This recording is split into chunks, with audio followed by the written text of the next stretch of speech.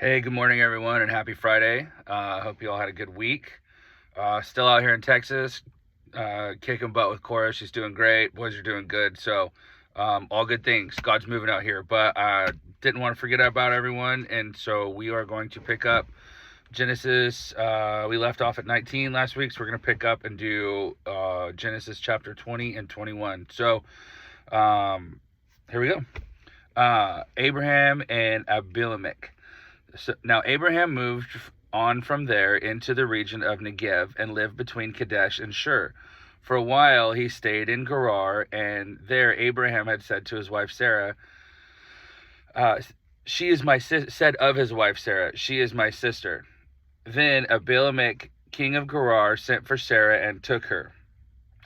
Okay, so this is like the second time he's done that. Remember, last week we had Lot, his daughter, Sodom and Gomorrah. We went through that already, but this is the second time that Abraham has said that of her. So we'll keep going.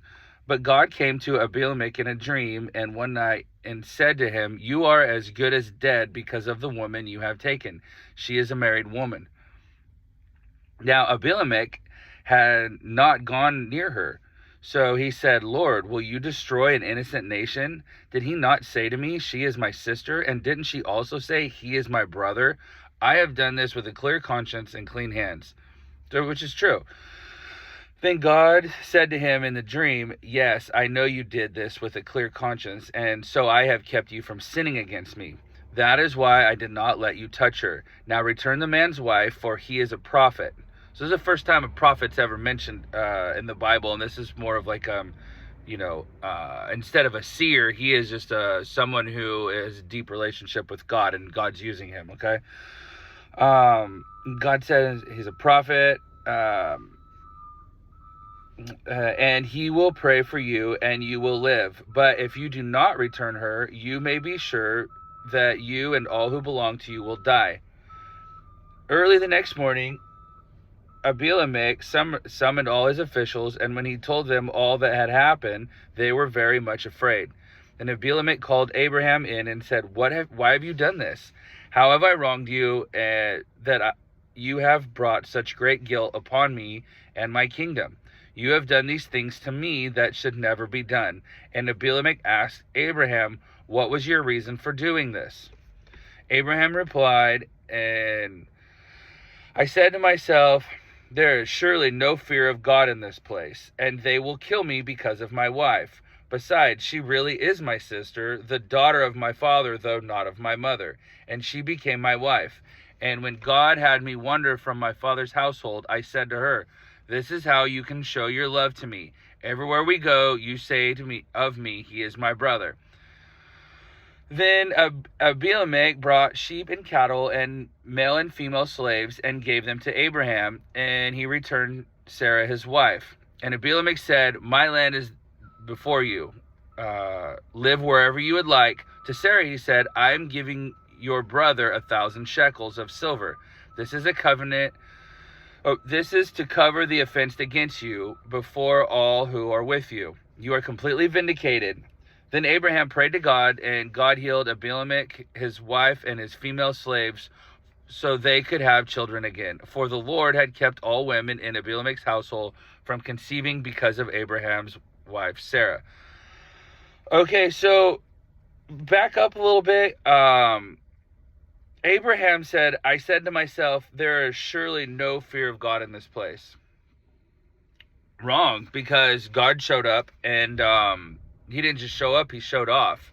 And so Abraham assumed, and we all kind of know what happens when you assume, right? And so I have my notes. Sometimes we don't trust God and try to manipulate a situation. Very true.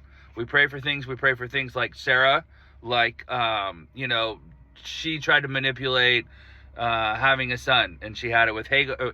Abraham had it with Hagar. Ended up bad news, right? And we're going to jump into them again here in a minute. We do that in life. Sometimes we are too impatient with God, and we try to manipulate things ourselves, whether it could be a little white lie or cutting corners or whatever it is.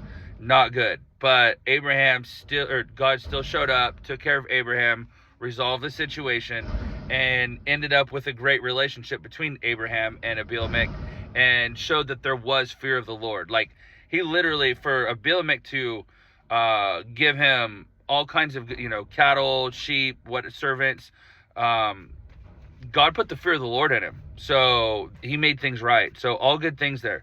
But we just need to remember, we shouldn't try to manipulate the situation like Abraham did, and we need to trust God always, that he's taking care of things out in front of us. All right, chapter 21, the birth of Isaac. Now the Lord was gracious to Sarah, as he had said, and the Lord did for Sarah what he had promised. Sarah became pregnant and bore a son to Abraham in his old age, at the very time God had promised. See, God fulfills his promises. He does not, he doesn't lie. Abraham gave him the name Isaac to the son Sarah bore him. When his son Isaac was 8 days old, Abraham circumcised him as God commanded him. Abraham was 100 years old when his son Isaac was born to him. 100 years old, right? Sarah's 90. So this is crazy. It's a miracle, but God kept his promise. Sarah said, God has brought me laughter, and everyone who hears about this will laugh with me. And she added, who would have said to Abraham that Sarah would nurse children? Yet I have borne him a son in his old age. Chapter 17, remember, Abraham falls down laughing when he hears that he's going to have a son. Chapter 18, Sarah's in the tent, and she hears that, and she laughs. Like, they laugh at this, right? Like, no way, there's no way God could do this. But sure as heck, he does. And now they're happy, and they're laughing they're happy and laughing about it. So,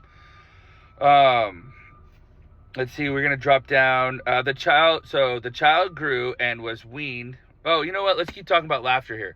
Because Isaac's name literally means Yahweh that laughs. So, what is it? In Hebrew, laugh, the verb is sahak, S-A-H-A-Q. And so Isaac is Yishak, Y-A-S-H-A-Q, right? Like Shaq kind of, but Isaac,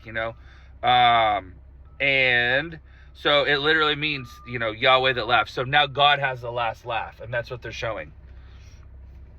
Let's see. So the child grew and was weaned, and on the day Isaac was weaned, Abraham held a great feast. But Sarah saw that the son whom Hagar the Egyptian had borne to Abraham was mocking.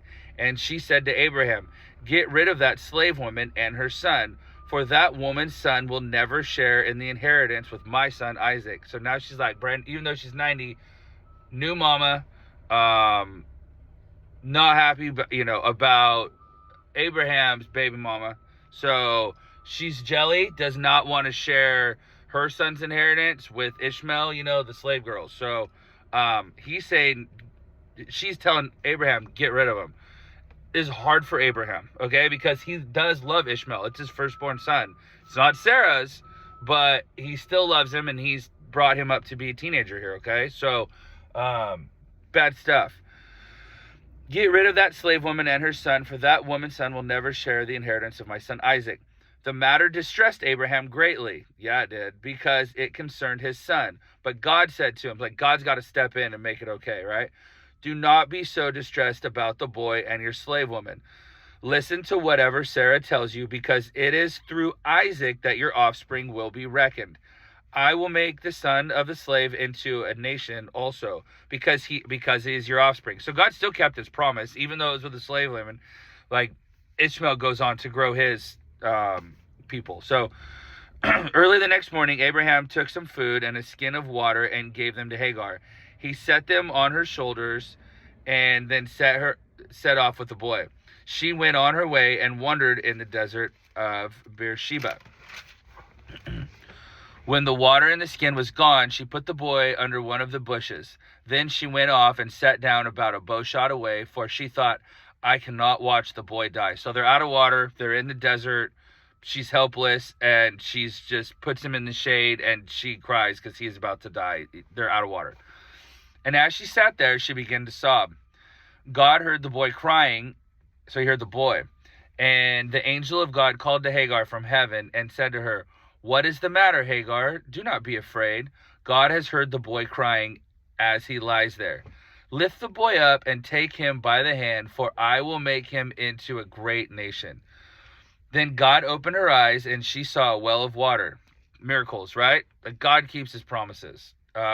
We just can't see the well in front of us sometimes until we really go to God, and he wants us crying in the desert sometimes, so we go to him. Because when we can handle things on our own, we tend to not ask him so much. So God really shows up. She's desperate. God opened her eyes, and she saw a well of water. So she went and filled the skin with water and gave the boy a drink. God was with the boy as he grew up. He lived in the desert and became an archer. While he was living in the desert of Paran, his mother got a wife for him in Egypt. So now the kid's a little like badass desert rat, like he can shoot things. He's an archer. He can live off the land, and he's taking care of his mom, taking care of his wife, growing up, right? But he's a warrior. At that time, and also remember, he was promised to have like the spirit of a wild donkey. That was like the promise of it. When God tells Abraham, like, I'll bless this boy too, but he's going to be a wild one. At that time, Abimelech and Phicol, the commander of his forces, said to Abraham, God is with you in everything you do. Now swear to me here before God that you will not deal falsely with me or my children or my descendants. So they want Abraham's favor because Abraham's got the Lord's favor. And that peace is good, right? Like they're here to make peace and treaties and for everyone to get along. So that's part of God's blessing and Abraham blessing the descendants and the desert in his area. Show to me the country, show to me and the country where you now reside as a foreigner, the same kindness I have shown you. Remember how great he was after he lied about Sarah? And so Abraham said, yes, I swear it. So now they're making treaties and pacts. Then Abraham complained to Abimelech about a well of water that Abimelech's servants had seized. But Abimelech said, I don't know who has done this. You did not tell me, and I heard about it only today. So Abraham brought sheep and cattle and gave them to Abimelech, and the two men made a treaty. Abraham set apart 7 ewe lambs from the flock, and Abimelech asked Abraham, what is the meaning of these 7 ewe lambs you have set apart by themselves? He replied, accept these 7 lambs from my hand as a witness that I dug this well. So that place was called Beersheba, because the 2 men swore an oath there. After the treaty had been made at Beersheba, Abimelech and Phicol, the commander of his forces, returned to the land of the Philistines. Abraham planted a tamarisk tree in Beersheba, and there he called on the name of the Lord, the eternal God. And Abraham stayed in the land of the Philistines for a long time. So he's making peace. Hagar and Ishmael are gone. And Abraham is making peace with rulers and military commanders and treaties. So business is good. Peace is good. Abraham having the blessing of God brings good things into the world. So we're going to kind of hang it up there soon. If you guys have heard the story where Abraham's tested, that's next week. So hang on for that one. But Abraham now he has a son, Isaac. He is blessed. Ishmael and Hagar have to leave. And Abraham is kind of getting known as having God's favor and blessing in the country, in the area. And so he is becoming someone of some importance. So anyway, love you guys. We're going to hang up there. Have a great weekend. Be blessed, and we'll see you next week.